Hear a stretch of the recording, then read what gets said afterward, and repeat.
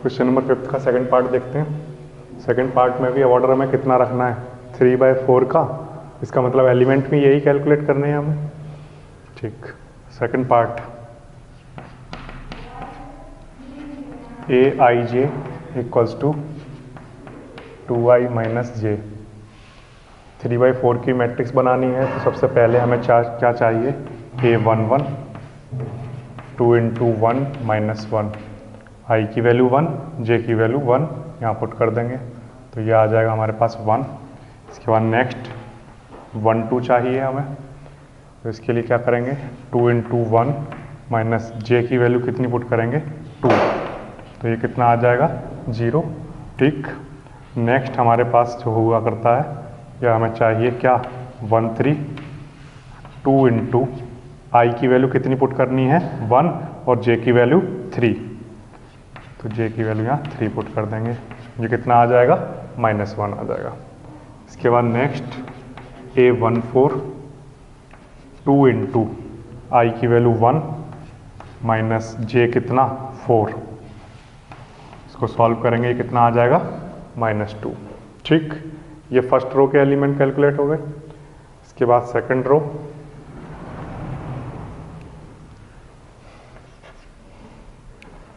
Second row है हमारे पास, इसको कैलकुलेट करने के लिए यूज करना है हमें 2i माइनस जे को। नंबर ऑफ एलिमेंट जो चाहिए हमें वो हैं 2 1 चाहिए, 2 2, 2 3 और 2 4। ठीक है, पहला वाला नंबर i और दूसरा वाला j। 3 2 इंटू 2 माइनस 2, ये कितना आ जाएगा हमारे पास 2, और next 2 into 2 minus 3 this is 1 and 2 into 2 minus 4 this is 0। ठीक, ये आ जाएगा। ये सेकंड रो के एलिमेंट कैलकुलेट हो गए। सिंपल वाली कैलकुलेशन है, बस वैल्यू पुट करनी है और कैलकुलेशन आपको पता है, प्लस माइनस करना है। ठीक है, इसके बाद नेक्स्ट क्या चाहिए a31 a32 a33 और a34। ये a31 कैलकुलेट करेंगे, 3 रखेंगे i की जगह और 1 j, this is 5। Next calculate कर लो, क्या आना चाहिए 2 इंटू 3 माइनस जे की जगह 2, ये 4 आ जाएगा। 2 इंटू 3 जे की वैल्यू कितनी 3, इसको सॉल्व करो ये 3 आ जाएगा। ठीक, नेक्स्ट क्या चाहिए 3 4, 2 इंटू आई की जगह 3 और जे की जगह 4। ठीक है, ये हमारे पास कितना आ जाएगा 2। ठीक, अब इसके बाद एलिमेंट मैट्रिक्स के अंदर लिखने हैं। सबसे पहले हमारे जो आंसर आए थे पहली रो के आंसर ये हैं 1 0 -1 और -2।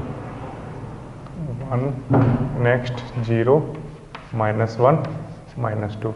सेकंड रो के जो एलिमेंट हैं वो ये हैं, क्या क्या हैं 3 2 1 0, और नेक्स्ट हमारे पास क्या है 5 4 3 एंड 2।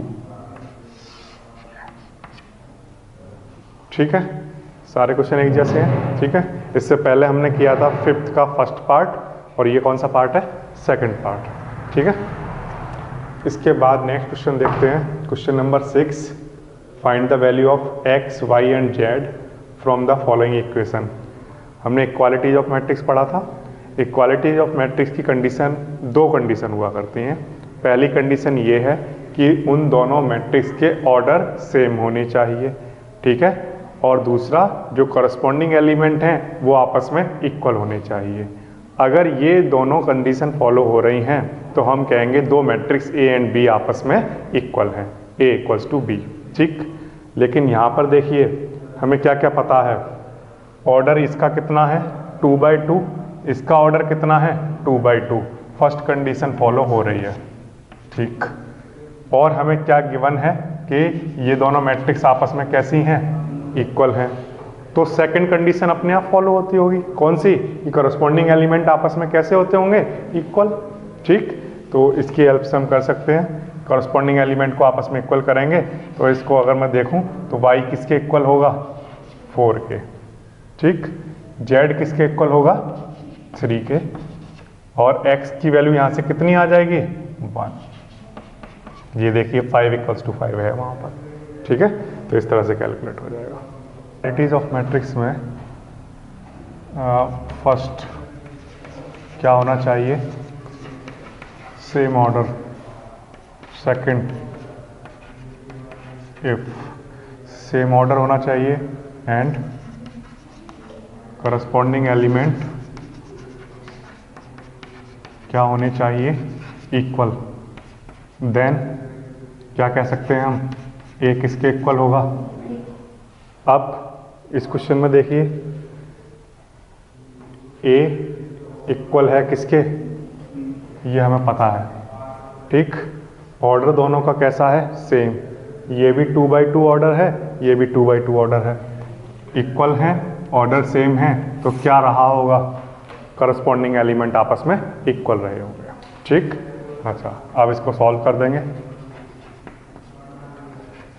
करस्पॉन्डिंग एलिमेंट को आपस में इक्वल रख रहा हूँ, x + y किसके इक्वल होगा, 6 के। ठीक, और एक और चीज़ मुझे यहीं पर देख के पता चलती है कि x y किसके इक्वल रहा होगा, 8 के। यहाँ से y को मैं क्या लिख सकता हूँ, 8/x। ये बात आती है समझ में, ये y की वैल्यू 8/x यहाँ पर पुट कर रहा हूँ। ठीक, तो x + 8/x = 6। ठीक, एलसीएम ले रहा हूँ, एलसीएम क्या आएगा, x² + 8 = 6, और ये x इधर मल्टीप्लाई में आ जाएगा, x² + 8 = 6x, और ये 6x इधर आएगा तो माइनस का हो जाएगा। ठीक, ये आपके पास एक क्वाड्रेटिक इक्वेशन आ गई, इसको मिडिल टर्म को स्प्लिट करेंगे और हमारा आंसर आ जाएगा। ठीक, तो इसको लिख लेता हूँ, x² - 4x - 2x + 8 = 0। ठीक, यहाँ से x कॉमन आएगा, x - 4, यहाँ से क्या कॉमन आएगा, -2 कॉमन आएगा, तो अंदर आ जाएगा x - 4 = 0। ठीक, split the middle term, simple वाले टर्म है। अब x - 4 कॉमन आ रहा है, तो क्या बचेगा, x - 2। यहाँ से अगर मैं देखूँ तो x - 4 = 0 रखने पर x की क्या वैल्यू आएगी, 4, और x - 2 = 0 रखने पर x की क्या वैल्यू आएगी, 2, 4 and 2, और यहाँ से y की क्या वैल्यू निकलेगी, y अगर फॉर x = 4 के लिए y की क्या वैल्यू आएगी, 8/4, y की वैल्यू आ जाएगी 2। ठीक, फॉर x = 2 के लिए अगर मैं y की वैल्यू निकालूं तो 8/2, ये कितना आ जाएगा, 4। ठीक है, तो हमारे पास x की वैल्यू आ गई और y की वैल्यू आ गई। अब इसके बाद हमें किसकी वैल्यू चाहिए, z की वैल्यू, तो इसको कंपेयर करा दो। 5 + z किसके इक्वल रहा होगा, 5 के, ये 5 उधर जाकर माइनस हो जाएगा, 5 - 5, तो z की वैल्यू कितनी आ जाएगी, 0 आ जाएगी। ठीक है, ये z की वैल्यू है, x की 2 वैल्यू है हमारे पास, और उसके करस्पॉन्डिंग y की 2 वैल्यू है हमारे पास। ठीक, ये आंसर आ जाएगा हमारा। क्या करना है, ये समझ में आ रहा है, करस्पॉन्डिंग एलिमेंट को कंपेयर कराकर इक्वेशन बन जाती हैं, उन इक्वेशन को आपस में सॉल्व करके वैल्यू निकल जाएंगे।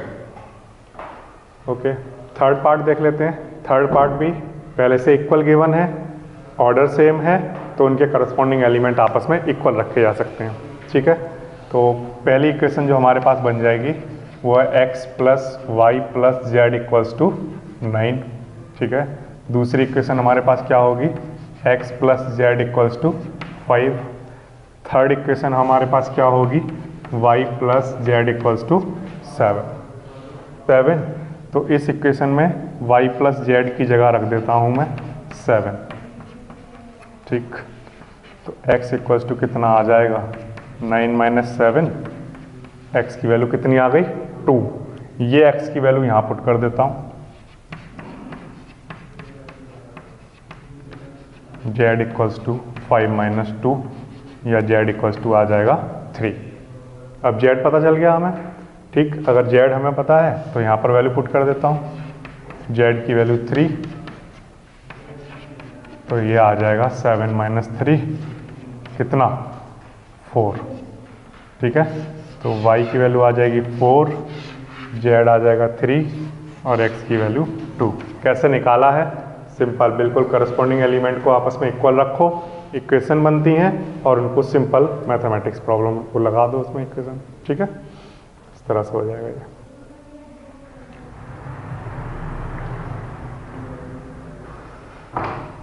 क्या क्वेश्चन नंबर 7 देखते हैं।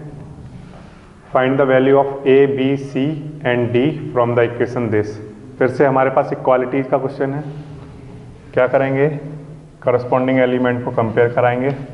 a माइनस बी किसके इक्वल होगा, -1 के। एक इक्वेशन आ जाएगी। दूसरी इक्वेशन निकालनी है हमें, तो वो हमारे पास क्या है, 2a माइनस बी किसके इक्वल है। ये दो इक्वेशन आ गई। इन दोनों इक्वेशन को आपस में सॉल्व कर सकते हैं। एक इक्वेशन है हमारे पास a minus B equals to -1 और दूसरी इक्वेशन है हमारे पास 2a minus B equals to 0। ठीक है, -1 इक्वल्स टू 0। इन दोनों को आपस में रख लिया एक साथ। अब ये दोनों साइन कैसे हैं हमारे पास, सेम साइन है, तो क्या करेंगे, माइनस, ये प्लस हो जाएगा, ये माइनस। ठीक, ये कैंसिल आउट हो जाएगा, ये कितना आएगा, -a और ये हमारे पास कितना आ जाएगा, -1। तो माइनस से माइनस कैंसिल होगा, a की वैल्यू 1 आ जाएगी। ठीक, ये a की वैल्यू आप इस इक्वेशन में या इसमें कहीं भी पुट कर सकते हैं। तो a की वैल्यू मैंने यहाँ 1 पुट कर दिया,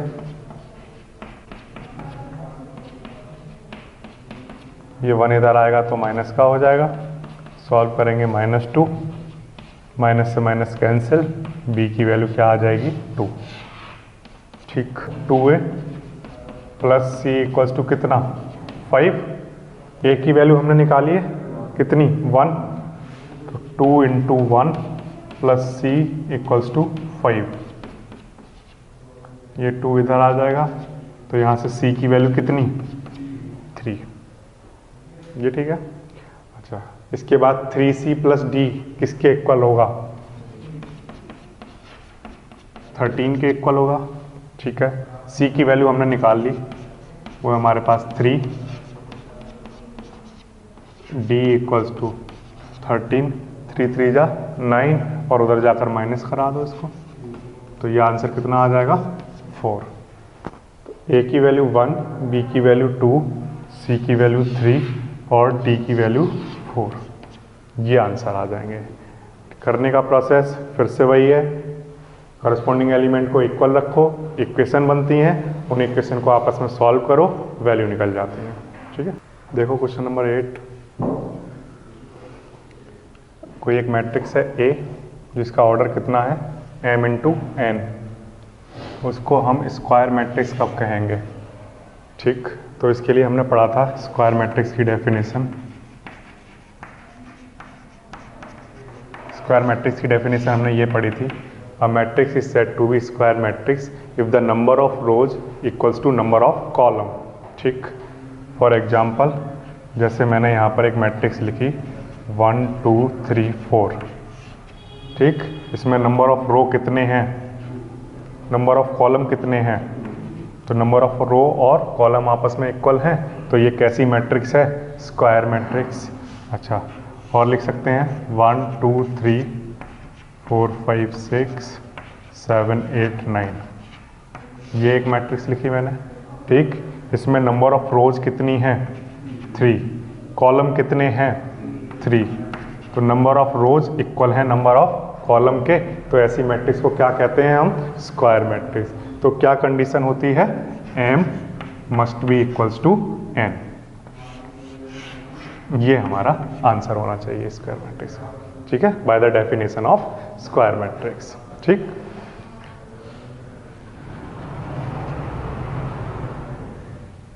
अच्छा, इसके बाद क्वेश्चन नंबर 9 देखते हैं। विच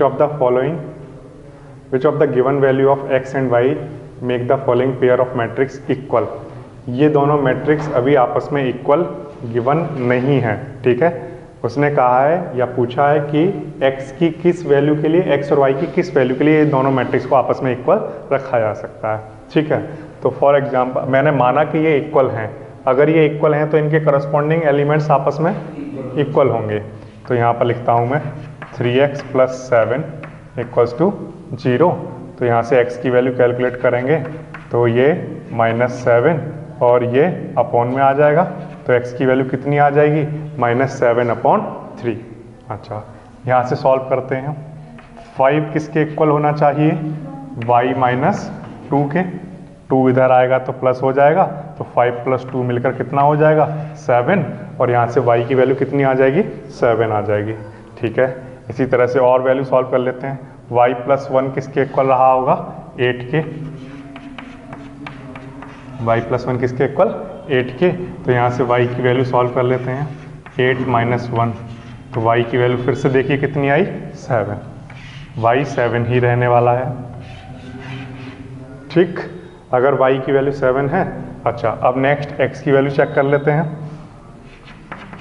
2 - 3x किसके इक्वल है? 4 के। इसको सॉल्व करेंगे, 2 इधर आएगा तो माइनस का हो जाएगा,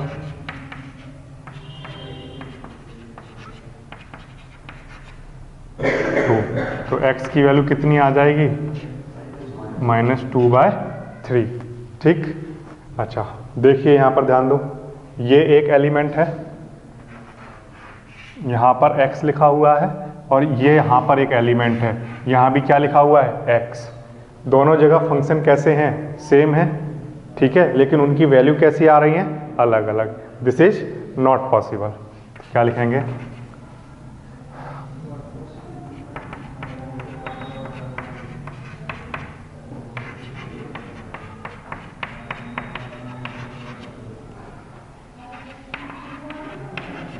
whether x = -7/3 and x = -2/3, है ना। तो a नॉट इक्वल्स टू क्या? b। अगर ये कोई मैट्रिक्स a मान लूँ मैं और ये कोई मैट्रिक्स b मान लूँ, तो ये a और b आपस में इक्वल नहीं रखे जा सकते, ठीक है। या मैं ये कहूँगा कि मुझे नहीं पता कि ये इक्वल होंगे या नहीं होंगे, क्योंकि x की वहाँ पर एक ही फंक्शन के लिए दो वैल्यू किसी भी मैट्रिक्स में नहीं हो सकती हैं, ठीक। अच्छा, इसके बाद क्वेश्चन नंबर 10 देख लेते हैं। ध्यान दीजिए, मैंने आपको एक नंबर दिया 1, ठीक, और मैंने आपसे बोला कि इस नंबर को लेकर 1 by 1 ऑर्डर की मैट्रिक्स बनाइए, 1 by 1 ऑर्डर की। यानी कि मैंने आपसे क्या कहा कि रो कितनी होनी चाहिए और कॉलम कितना। तो आप कितनी आप मैट्रिक्स बनाना स्टार्ट करेंगे तो यहाँ पर लिखेंगे 1, रो कितनी है और कॉलम कितने हैं, बन गई। कितनी मैट्रिक्स बनी? एक मैट्रिक्स बन गई, एक, ठीक। अच्छा, फिर से मैंने आपको नंबर फिर से क्या दिया है? 1, लेकिन मैंने इस बार बोला है कि आप 2 by 2 की मैट्रिक्स बनाइए, जितनी आप बना सकते हैं। क्या यूज करना है? केवल 1 यूज करना है, ठीक है। एज यू इज, कितनी बार आप उसको रिपीट कर सकते हैं, ठीक है, अकॉर्डिंग टू जो ऑर्डर दिया हुआ है, ठीक। तो करते हैं, 2 by 2 ऑर्डर की बनानी है। 1 1 1 1 बन गया। कितनी मैट्रिक्स बनी? एक मैट्रिक्स। ये एक मैट्रिक्स है A, ये एक मैट्रिक्स है A। क्या 2 by 2 ऑर्डर की आप 1 1 लेकर और मैट्रिक्स बना सकते हैं? नहीं। अगर आप कैसे भी इसको चेंज करेंगे 2 by 2 में यही मैट्रिक्स आएगी। तो कितनी मैट्रिक्स बनी? 1, ठीक। इसके आगे देखते हैं। फिर से मैंने आपको नंबर दिया, 1 दिया और 2 दिया, ठीक। अब मैंने आपसे कहा कि इनको लेकर 2 by 2 की मैट्रिक्स बनाइए। फिर से 1 यूज कर सकते हैं, 2 यूज कर सकते हैं और 2 बाई 2 की मैट्रिक्स बनानी है आपको। ठीक, ये बात आ रही है समझ में? ठीक, तो इसके लिए या फिर अभी छोटा एग्जाम्पल लेता हूँ पहले, 2 बाई 2 का बाद में लेंगे, पहले हम एक स्मॉल एग्जाम्पल लेते हैं। कितना? 1 इंटू 2। ठीक, इस बात का मतलब क्या है देखिए ध्यान से, 1 रो और 2 कॉलम, ये ठीक। अच्छा, और बन सकता है, और बना सकते हैं क्या? 2 रो 1 कॉलम, फिर से 1 रो हो गया और 2 कॉलम हो गया। ठीक है, देखो यहाँ पर जब तुमने एलिमेंट कितना लिया, एलिमेंट कितना? 1, फिर ऑर्डर कितना लिया? 1 इंटू 1। ठीक, कितनी मैट्रिक्स बनी? 1। ठीक, इसको हमने ऐसे सॉल्व किया, एलिमेंट उसकी पावर क्या? ऑर्डर। तो एलिमेंट कितना? 1 और ऑर्डर कितना? 1 इंटू 1। तो इसको सॉल्व करो, कितना आएगा सॉल्व होकर? 1। ठीक, फिर से एलिमेंट कितने लिया? 1 और पावर कितनी ली? 2 इंटू 2। सॉल्व किया, कितनी मैट्रिक्स आई? 1। ठीक, इस वाले को चेक करो, हमने एलिमेंट कितने लिए? 2। ठीक, और पावर कितनी ली? 1 इंटू 2। तो इसका आंसर कितना आएगा? 4। इसकी और मैट्रिक्स क्या बना सकते हैं हम? 1 1 और 2 2। ठीक है, यहाँ पर क्या लिख देंगे? और। ठीक, तो यहाँ पर हमने क्या देखा कि इन मैट्रिक्स को या तो हम कैलकुलेशन से करके देखें, ठीक है, एक्सपेरिमेंटली लिख के देखें कि कितना कितना बनेगा, या हम इसको डायरेक्ट याद कर लें। क्या कि एलिमेंट की पावर क्या कर दी जाए? ऑर्डर। तो उससे क्या निकल जाएंगी? पॉसिबल मैट्रिक्स, जितनी बनाई जा सकती हैं। ठीक, हमें कितने नंबर को यूज करना है? 0 और 1 को यूज करना है। ठीक, तो 0 और 1 के लिए देखो, एलिमेंट हमारे पास कितने हैं? एलिमेंट जो यूज करने हैं हमें 2। ठीक, ऑर्डर हमारे पास कितना है? 3 इंटू 3 का। ठीक, तो पॉसिबल मैट्रिक्स कैसे निकालोगे? पॉसिबल मैट्रिक्स, पॉसिबल मैट्रिक्स क्या होंगी? एलिमेंट की पावर क्या? ऑर्डर। एलिमेंट कितने? 2 और ऑर्डर क्या यूज करना है? 3 इंटू 3। ये कितना आएगा? 9 और ये आएगा कितना? 512। इतनी मैट्रिक्स पॉसिबल है। ठीक है।